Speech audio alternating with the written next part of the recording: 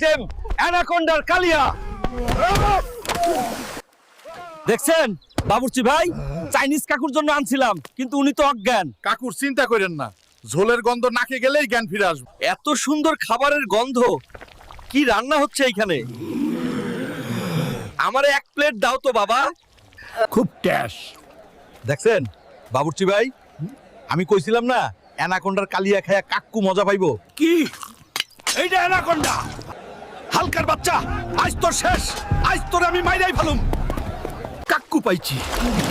এইটা সরষের তেল দিয়া বেশি কইরা ভাজা খাইও, মজা পাইবা সেই। ধুর। কাকু রাগ করলো কেন বুঝলাম না। আচ্ছা থাক, বাসায় নিয়ে যাই, আম্মারে বলি রান্না কইরা দিতে।